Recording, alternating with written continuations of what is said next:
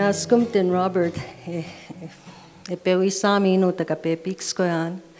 Kwa kakyo minakiwa kachi patapigo tahepento toya. Kwa newatski sika mohkani mi tuksinian sigasun. Kwa Francisco, kinaskumtin mina. Such a beautiful introduction. I thank Robert and all the organization for inviting me. What a great honor it is. And I'm always petrified to speak among academics because I'm not an academic myself. I come from a background of social work and drug and alcohol addiction, and I'm a poet. So when Robert called me, I thought, what? What am I going to do next? I mean, I thought I bullshit my way in Brussels. Anyhow, so be it, I'm here. But what I have discovered in these presentations is a richness of my language and what it has to offer to the universe. And, but I also would like to thank our elders who've left, but all the elders here in the community and the land which they keep. And my Cree name, Sky Dancer, I was named after the Northern Lights. They are my spiritual teachers.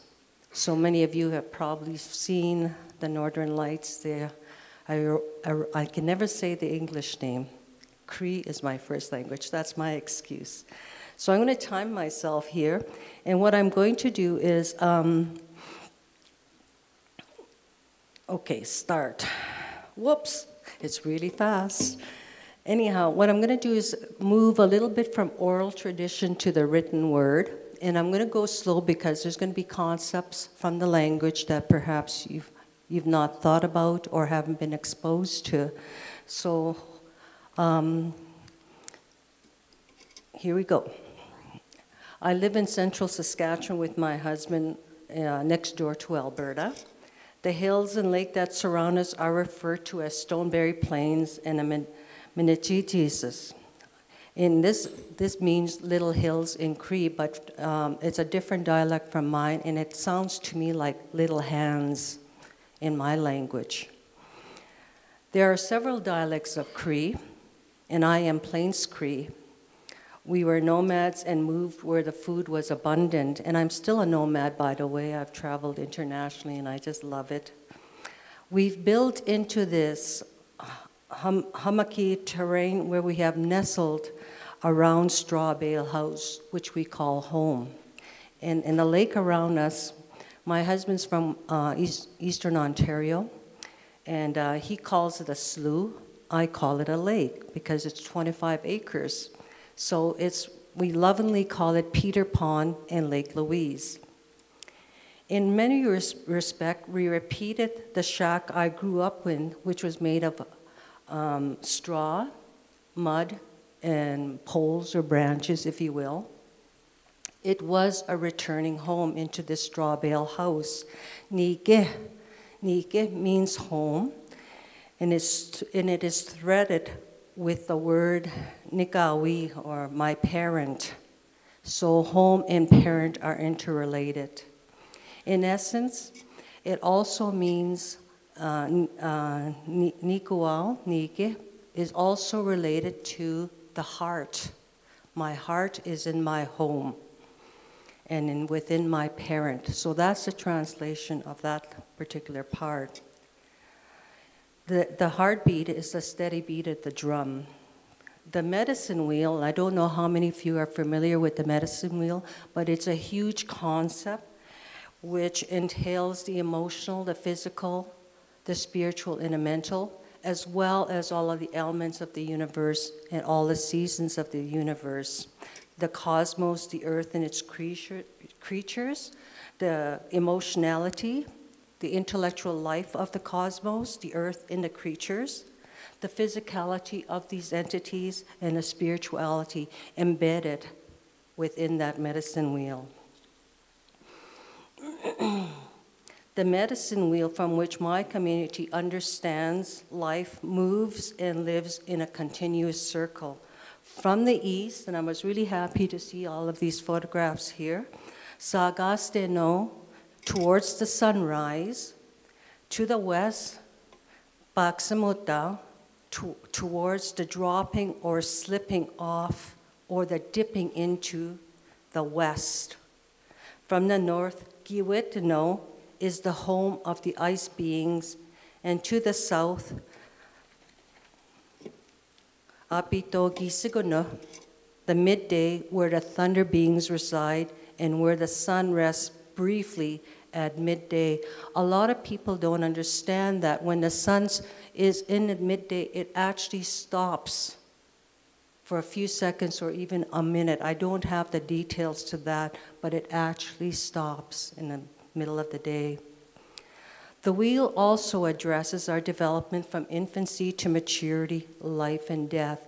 You will often hear people say, the autumn of my life. The talk will take you on a prairie walk and through the seasons of Muskamuin. Muskamuin means spring, Sikwan. And there's 5 stages of seasons in my community. Nipin, the summer, Tawagin, the autumn, Pipun, the winter. Let us begin with Pipun, the winter. Let us flow with our hearts. I need to pour water into the dry cracks of the earth. Allow it to seep into the cortex. This is where I've hidden the lost passages of my existence. Hunched on my knees, leaning back with all my might, I pull the weeds. The roots are deep and stubborn. Last night, the heavens opened, sheets of lightning swept our horizon. The thunderbirds spilled their hearts and gave our parched land the mother of teardrops. Bullets splashed the windows, and I was blind by the sight. I think I conjured that storm as there was no evidence of the wetness as I dug my spade into the hard soil. A friend once told me, nobody asks the earth what it wants. And I thought of my need to plant, fill the forests of wild grasses with colors from the perennial friends and neighbors donated. I wanted the goldfinches, red-winged blackbirds, purple martins, swallows, and the flickers to visit. I haven't seen a bumblebee or monarchs in a long time. I've been eliminating the weeds, making this effort to invite which I love. Another day slips into being. Dawn brought more rain to tease the soil of its earthly favors. Muskamik. This is the season when the earth suits herself in outfits of beauty. Snow vanishes into water and creeks burst into rivers.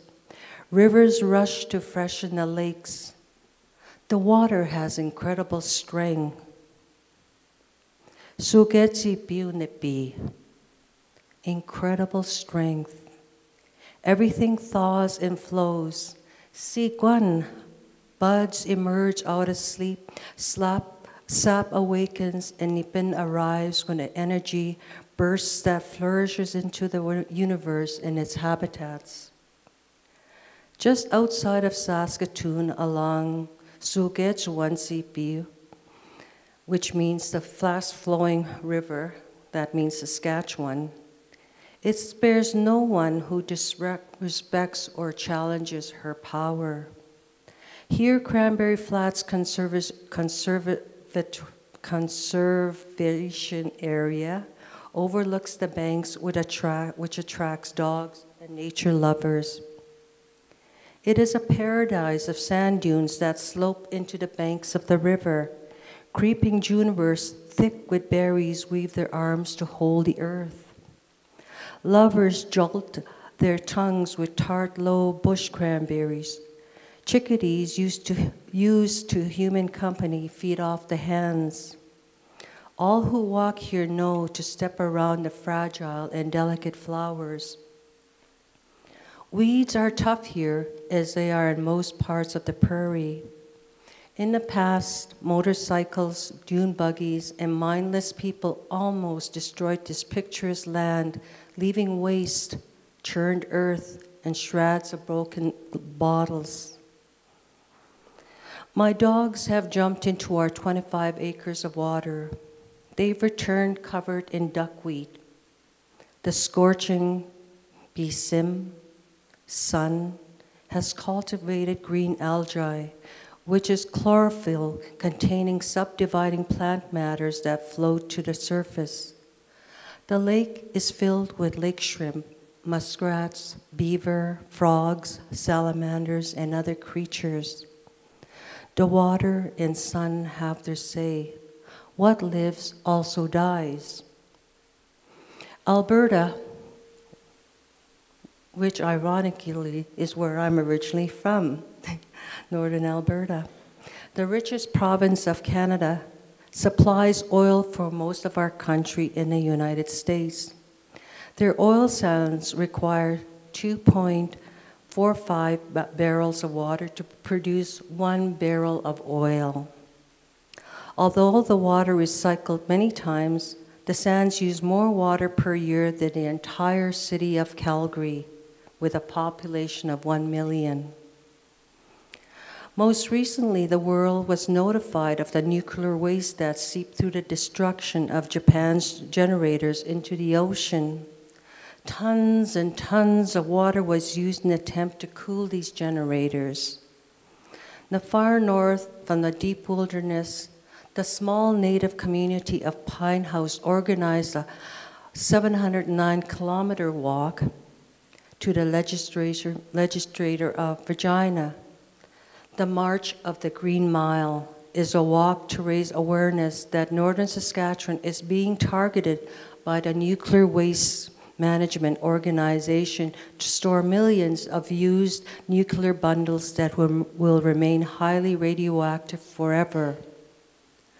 Water is collected from every community, lake, and river by these walkers.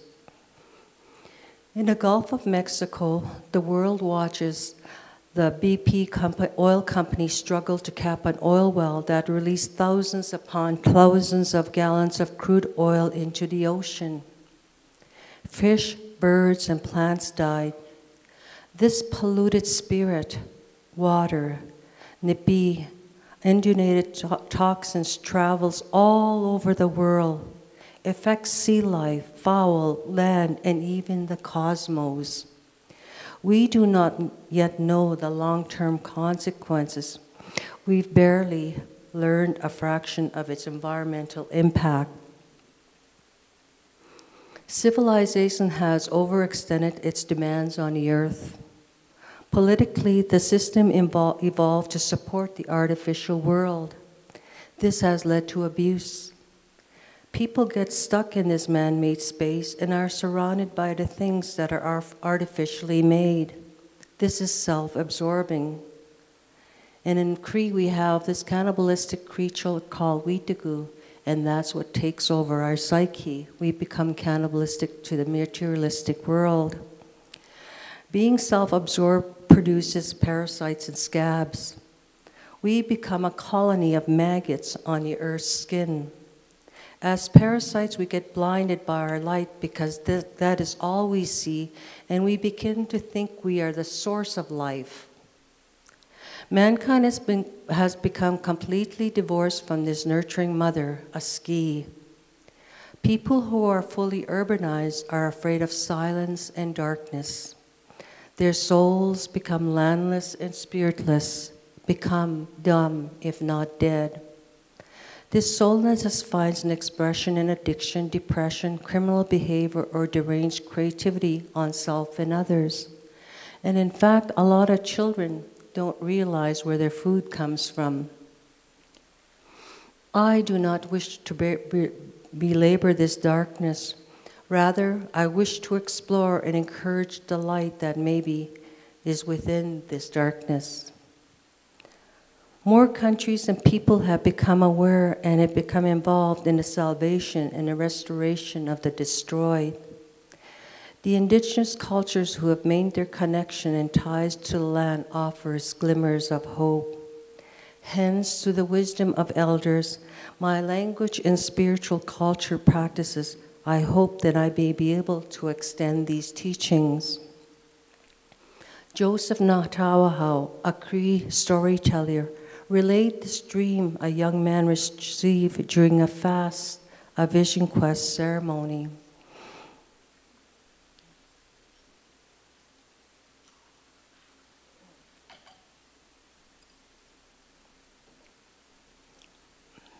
He starts with, "This story I have been given by an elder from Little Pine Reserve. One night, a sleeping man dreamt he was strolling the beautiful earth. It was filled with buds and petals during the full dawn. The leaves had just begun to peak and the grass tentatively emerged. He climbed a hill and saw a gorgeous woman. He thought, I'd love to know her as my wife.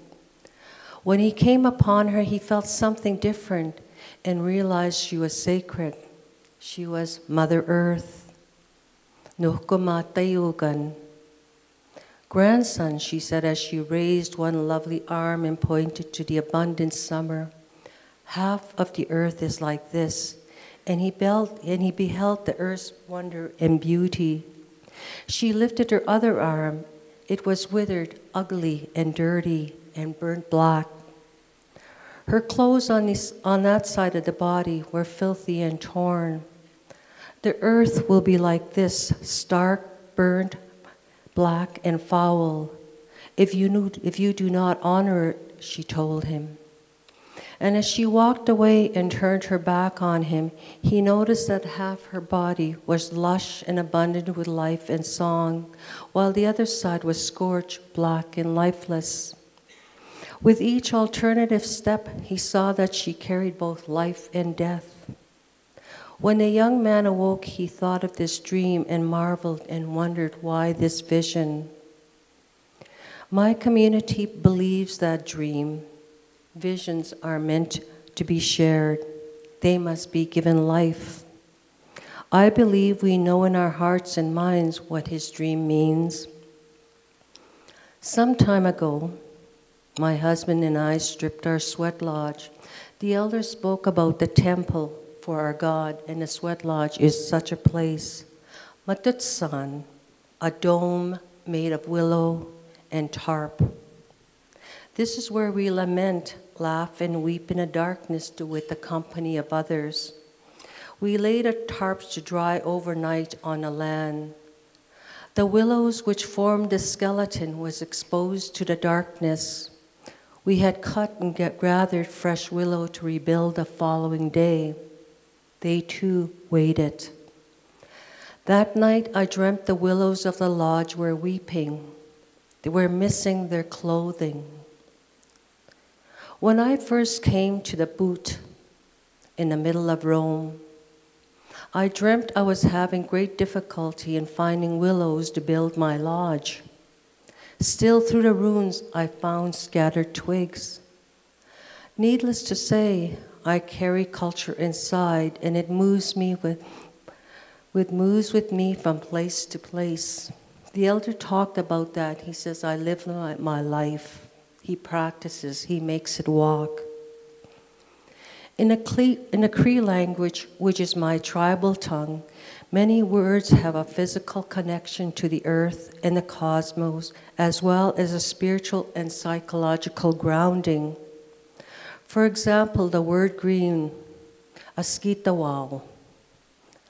It doesn't only address color, it also addresses the earth, aski.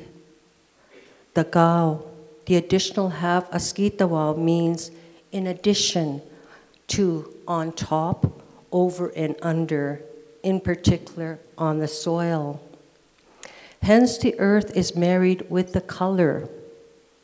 The color red, miku, is directly related to the color of blood. Our elders teach that the rivers are the bloodline to life. I think in many cultures that is my understanding, that the rivers are referred to as the bloodline to life, not only mine. Blue. Sipik Tawao means enduring endlessness. Sipiko and gray are all interconnected. The sky is infinite and the water is powerful. A butterfly, bluebird, or blue jay carry this color with grace and infant beauty. Black, gasketeo, implies something is burned and has the ability to break or scrape away. Charcoal or a piece of coal is black. Cinders break away and is black. The root of black, gasketeo, means to have the ability. Brown, wasao. Yellow, wasawi. Orange, wasawas, are colors interchangeable with liquids within the earth and the body. Metals in particular, copper and brass. The mountains, for example, glitter in the metals. Purple, which loosely translates either the sunrise or sunset that is looking over her shoulder as it stretches in its leaving. In Cree, it may mean it appears to be. Sorry, I'm really tired. I just came back from England and Spain, so I'm a little bit jet lagged. My language sometimes escapes me. So myself, I apologize to me for screwing up my own language.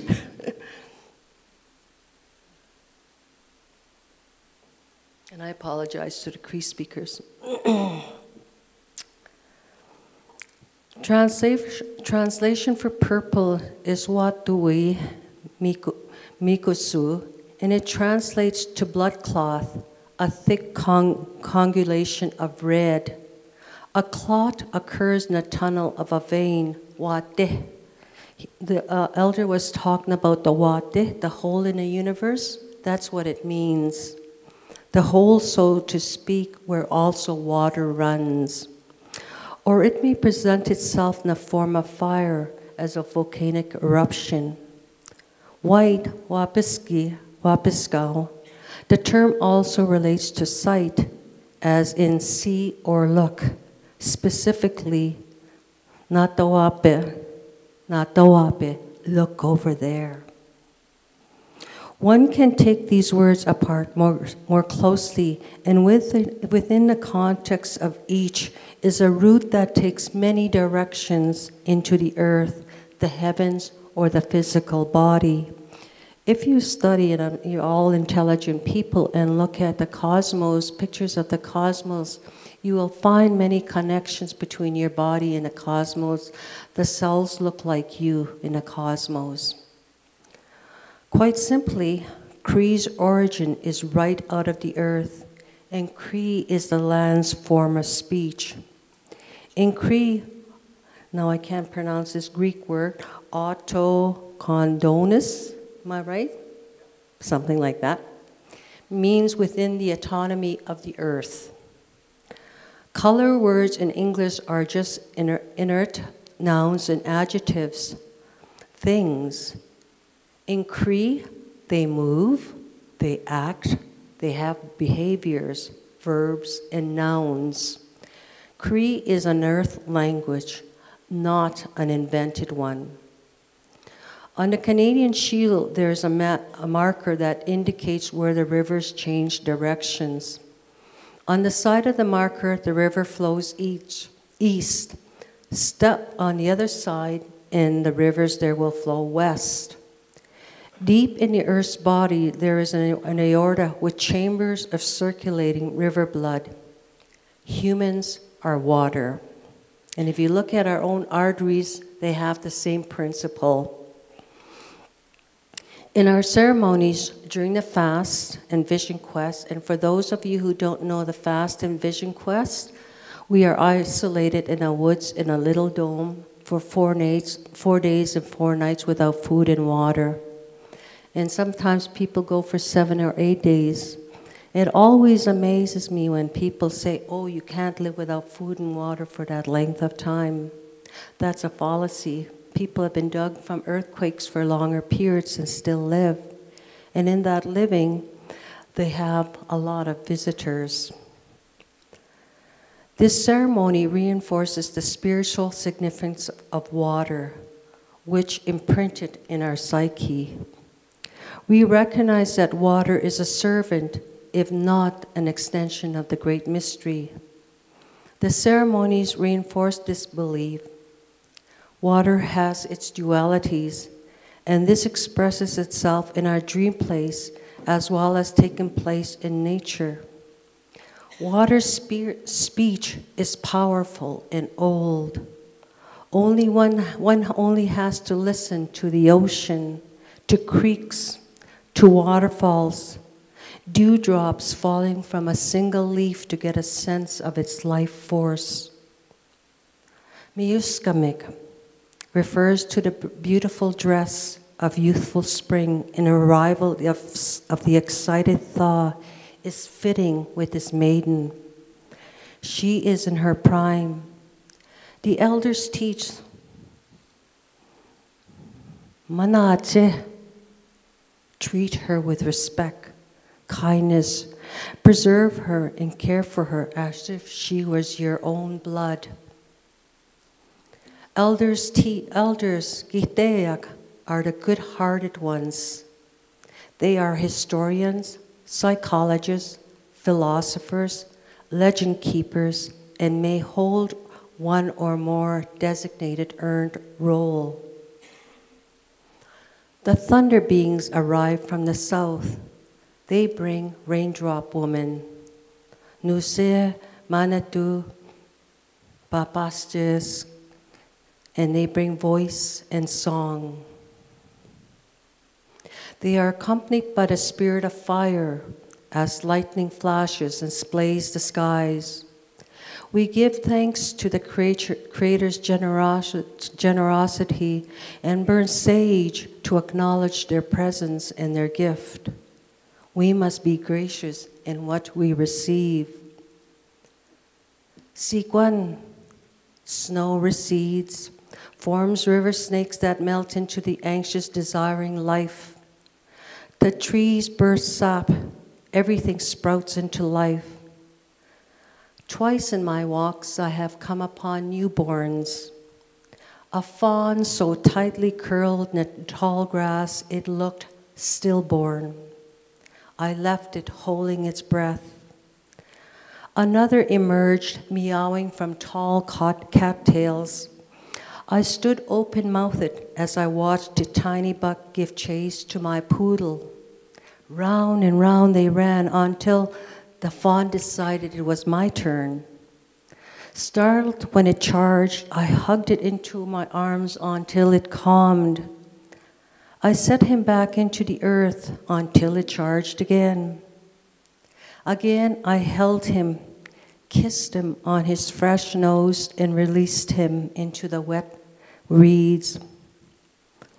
Thus, Bisim, the sun, releases youthful energy that differs from the winter sun, Bipun. We in all of life raise our bodies in jubilation and sigh as if our synapses had been jolted from the cables of universal life. At the University of Saskatchewan, a new berry has been cultivated which will endure our 50 below winters and burst into the flavors of raspberry and blueberry, Haskap. The berry's parents come from Japan and Russia. Spring, Sikwan, is our new year. On most reserves throughout the country, Gihtayak, the elders, those with the ancient hearts, can be found in ceremony within the vision quest. They guide the dreamers onto their journeys and educate them on their personal medicine. These seekers are there to shed the old and embrace new life. Fire, Iskuteo, up there, resides in the heavens. Gisik,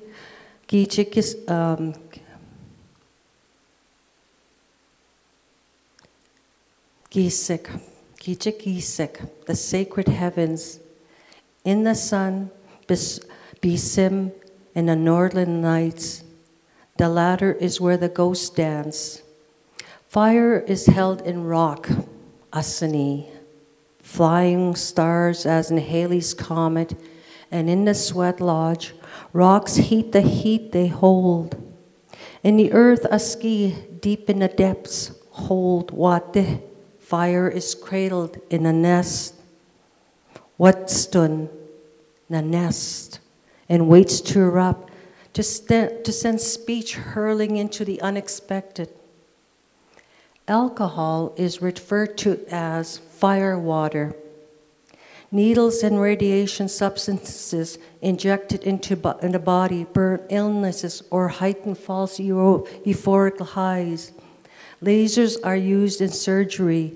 Nuclear energy is derived from the fire in rock, delivered through water. Firearms used in battle are sparked by the small flame which mutilates, damages, and kills. A match, when it is lit, is called a tiny fire. This flame is symbolic to what we carry inside, within our psyche. When we are enlightened, we illuminate joy and understanding. It is the one that when we have an ah moment and say, oh, I get it. Fires deliberately set by rangers or careless folk in lightning destroy the old, and new growth occurs. The earth would not be green and bear fruit if it wasn't for this cleansing. Spark is needed to get a battery charge. Photography needs darkness in order to bring vision to our sight. Those who study death encourage the spiritual soul to go into the light. And those who are in despair or in need of protection are encouraged to surround themselves with light, Iskuteo, Isquel, woman is beheld by fire. In birth we pass on this fire to all those we deliver. This duality of being burnt and being healed by light is that of the sun, yet another manifestation of the great mystery. Yes, the sun burns and is evident in the July native. We call white folks, sorry about that, the July Indians, who through hours of sun tanning invites melanoma. The scorch parches and causes great famine and kills. The sun, in other words, dictates to humanity and to the earth the environment of which we live. She brings life to her knees. On my prairie walk, I came upon a perfectly dehydrated frog, its body crouched into soil, unable to leap, its head tilted skyward, its claws splayed as if it clung to hope before its last breath. The sun consumed its last drop of humidity. The waterhole, the sluice skin, has taken on the look of a tree bark, its many lips scaled and curled. The death that I carry on my palm is heavy, though the frog does not even weigh more than an ounce. In a tall grass where we've planted lodge pine, here there's a duck's nest. Wattistun is scattered, the eggs ravaged by a raccoon or a coyote. In recent years, the raccoon has migrated from the east. With climate change, animals are crisscrossing their natural landscape. In the mountains, the flowers climb further up. Yet, as I crush the soil with foot and shovel in my efforts to create shelter for the birds and provide lilac for the bees and hummingbirds and to encourage the growth of a shelter belt, I am horribly conscious of my disruption of nature's inclination. I witnessed this as the aspen expand further out from the lake shore and willows sprout widely throughout the field. In downpours, slough kettles cough up water. while in the hills hem within their dips, coolies collect water and bulrushes emerge where none were present before. Earth, aski, sun, bisim, wind, yutin, nipi, water. These elements, water, fire, earth, wind, are acknowledged in all cultures, and religions are all perceived similarly, though expressed differently. The sun bisim will not be our life giver forever. People are searching now as we listen, as we speak, for life forms elsewhere in this endless galaxy. So scared are we of our own destruction. The earth and humanity need this heat to live. Fire is used to thaw, to cook, to heat, to boil, to destroy, and to create, and to shape, and to give life. In Indian country, we offer tobacco, give thanks to this majestic legend, fire, isk, right to the of the heart, the fire within the sun, or pardon me, the fire heart within the sun. So the fire, the sun actually has heart. Nipin, summer. On the prairies, canola, mustard, wheat, barley, lentils, oats, peas, sunflowers, and many of the earth's abundances are produced. Like any other country, there's an ongoing dialogue between the naturalists, organic farmers, and those who continue to use pesticides. A similar argument is occurring in British Columbia, directed to the destruction of mass forests. The cowboys and Indians are often at loggerheads, and naturally we are fortunate to have the like-minded individuals to stand with us. Still, they too don't often understand that the underdog needs to belong to a community and an economy.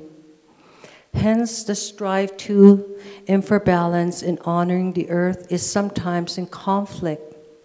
Still, the production depends on the generosity of the weather, and all know weather is temperamental and variable. Its emotionality is present. At times, Saskatchewan drowns in water, and other times the heavens are stingy and the sun sizzles, blisters, and burns. Hot or wet summers filled with hail or plow winds and tornadoes, or frigid cold, we live to complain about the weather. All that lives will also die and return again. In this hot evening, the horizon wears connected skyrags of neon rainbow. It drags its gown over the brim of the prairie hills. On the flatness, the prayer slips and falls into an abyss. Coyotes yelp, an owl hoots, and the evening ducks finish their choir, whilst crickets continue to fiddle. Throughout the country, there are parts of uncultivated land, referred to as Babagwajiaski, which means the land is wild as it was the day it was born. No one has chewed or gouged it. There are few spaces of this untouched beauty left, and those who are its guardians look upon it with honor and jealousy. Yes, there are miles and miles of open space, valleys, dunes, stretches of long beaches and waterfalls that no one has access to except perhaps by foot, canoe, and by bush plane. Even then, the journey may be treacherous. Still, this is the great Canada that everyone desires. In my youth, the government developed a program of clear cutting and rock picking on the reserve lands. This effort was their attempt to make farmers out of the people. The native farmers were successful in their contribution to agriculture. Unfortunately, the neighboring non-native farmers became threatened, and the Indian agents confiscated their equipment. Hence, they damaged the necessary evolution that needed to occur within the corrals that the people were penned, called reservations.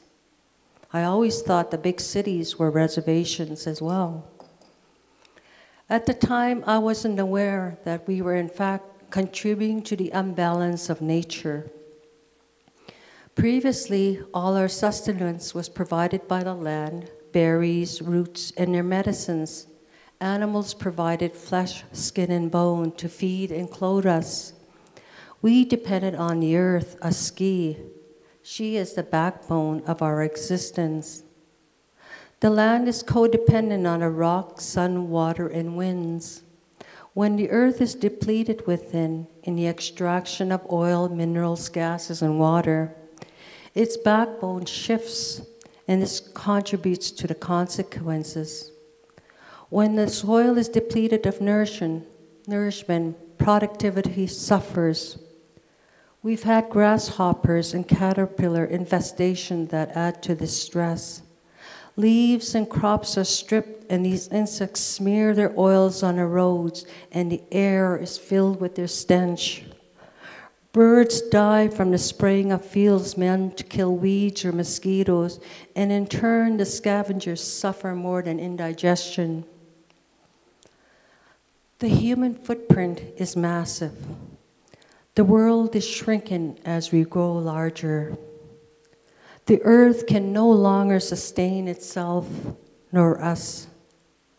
The elders teach when we take something from her, we must give something back. We must learn to bow to her, humble ourselves to her strength, her endurance, and admire and respect her perseverance. The word humility comes from the word humus, or earth. In creation tradition, then, to be humble means to be in touch with the earth, in touch with one's own earthiness, and to celebrate the blessing that our earthiness, our sensuality, and our passions are. We must shape ourselves to her will. We are smaller than all who reside in her, on her, and around her. Her habitants will outlive humanity, as proven repeatedly by science. She is the mistress to our existence. Into her we will return. Autumn, Doagin. Doagin, as the word implies, is the falling, shedding away of the old and used in order to make room yet for another transition. Today, totally devoid of breath, butterflies and dragonflies lay wedged in rocks or die where they fall. Mosquitoes are no longer troublesome, and the threat of West Nile decreases. Centipedes look to hibernate. The trees get ready to sleep, and the flowers and grasses have released their young. The winds carry snow, balls of puff, parachuting distances I can only imagine. Bears, moose, deer, all of wildlife has fattened in readiness for pepun. They know what the season will bring and dress accordingly. Overhead, geese wave and honk, while deeper inside, the sacred sky woman, only the songs of cranes can be heard. Crows and magpies gather and crackle as they plan their flight. On the fields, the prairie farmers harvest their crop. These days, it is $12 a bushel. The astute and ambitious who love the taste of spring and summer, deep in the cold winter, gather fruit, meat, and fish to preserve. The earth and her children, Wagutuman, apply fresh paint and spread her colors of yellow, dirt blonde, orange, dirty brown. All that which grows does not grow up as tall and straight as we wish to believe. Growth has many paths, curves, hills, and bends. We are related within that context, waguhtun. Hence, it is our crooked book, our crooked good, which, by the way, is the name of my third book. Waguhtun is our crooked good. And in essence, we walk this path in a crooked mental manner, holding hands with every stranger. A ski. The earth sheds its summer skin and prepares to rest and sleep. She is tired. Thistles, masan reaches my nose, tears my bare legs, it leans into death. Through the field, a white flower creates a forest. I am 5'5" and I disappear into the jungle. I am told it has a 3-year cycle and nurtures the soil with nitrogen. For this, I don't begrudge the space it hogs. On the prairie, Yutin, the wind is never still. Today, a light breeze moves the trees. Yesterday, it wouldn't allow the barbecue to light. Yutin moves from many directions and has an undefined personality. She is truly a character that disturbs human emotions. Out from the depths of the black wate, hold, our legends at the Yuganak share the story how the great mystery blew the breath of Yutin into the earth. She had sent a brave muskrat into the depths of the ocean to dread mud. From this she created earth and blew breath into the soil that she used to shape us. The old ones teach us that Yutin, the wind, is the one who gives us direction. Each spring in our fasting ceremonies, we hang a prayer cloth in the tallest tree to honor Yutin. The wind exercises everything. There is no escape from the immensity of her power. Even our mind and thought is moved by Yutin. She is our first breath and the last to leave our bodies. Every day, all night, Yutin determines the events and the seasons. Her frozen breath burns and freezes, the lifeblood of plants crystallizes. The animals are either hibernating or laboring through winter, pipun. Snow and descends and water is upon us. If you would take a minute to hold your breath, how long can you hold it and the wind will pass through? And perhaps if it doesn't pass through your mouth, it'll go the other way.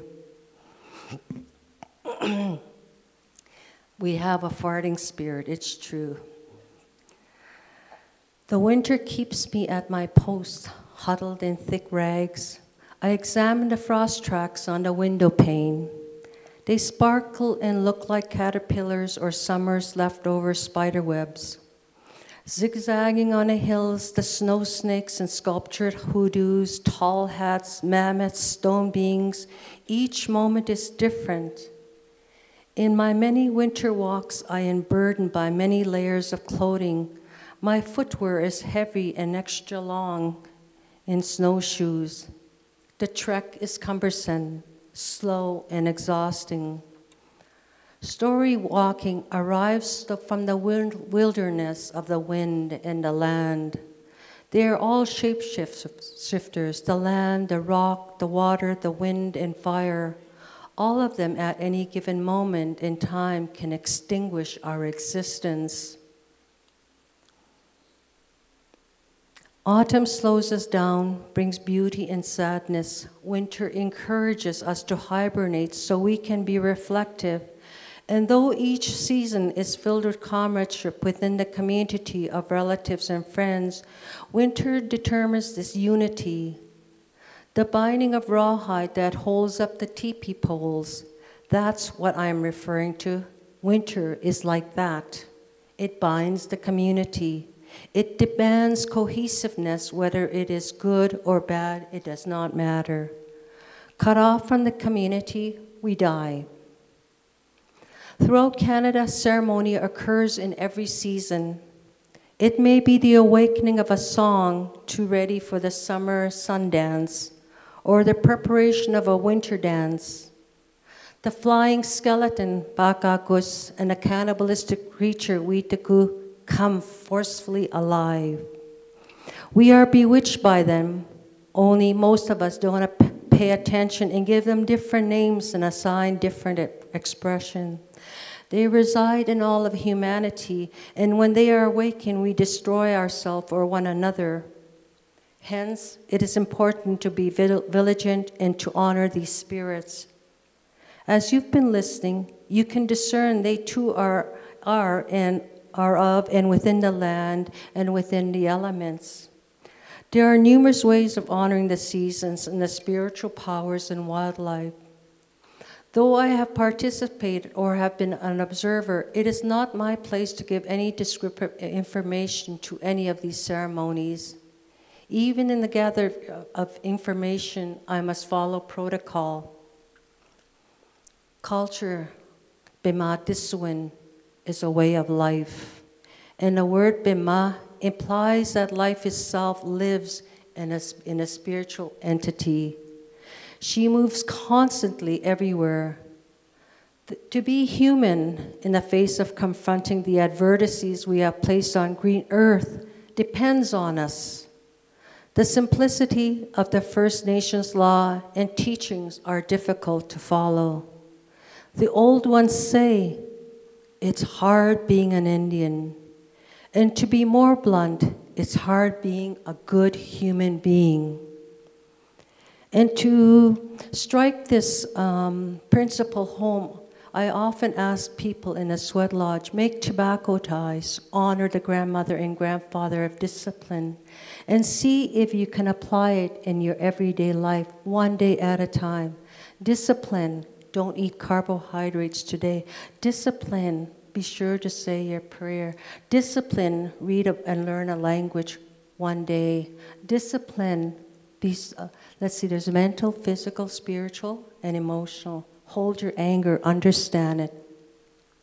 Honor that discipline, and you'll know how difficult it is. Our teepee represents the values we are asked to live by, and though easy to mouth, they are difficult to carry out and hard to live by. These cultural teachings were put together by the Saskatchewan elders, and they are as follows. Honor, which means from the blessing of my heart, which I have eaten and consumed knowledge, I know.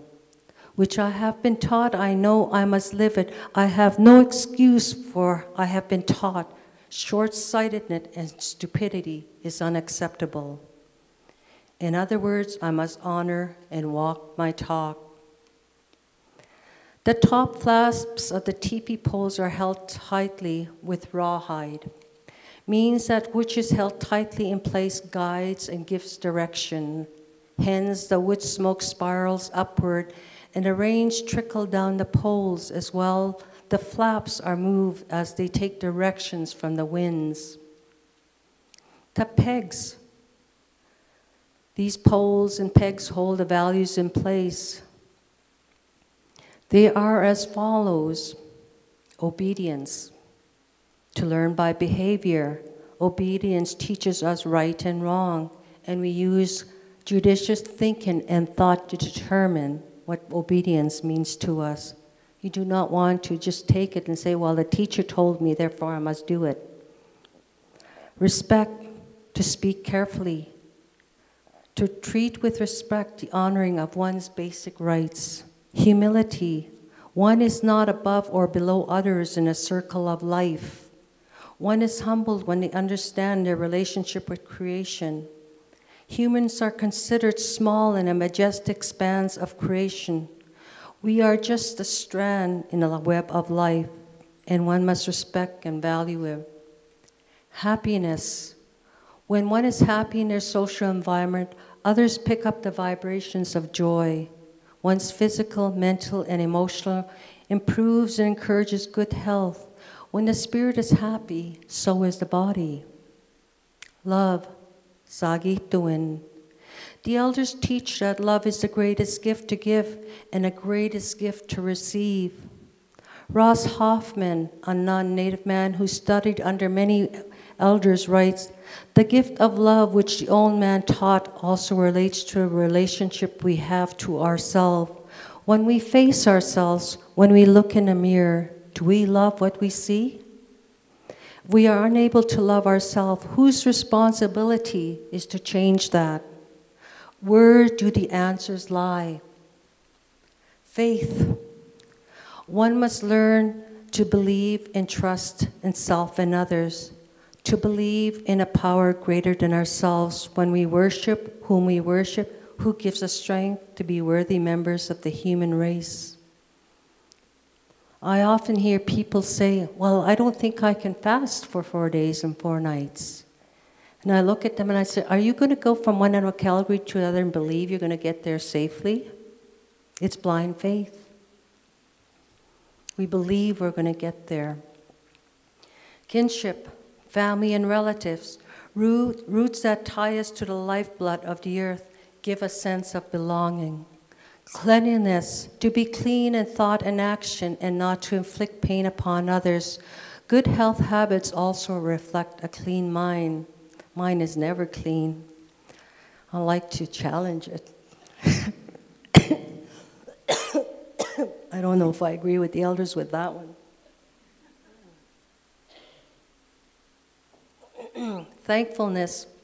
One is privileged to share and to receive with others in the spirit of love and given from the Creator's great bounty. Sharing this is a difficult concept to sing into words, as sharing is done from birth to death within a community, a family, a friend, and with the earth. However, it is expected that we help, we chituin each other, or specifically to protect and come to the aid of one another. Strength, sugetuin.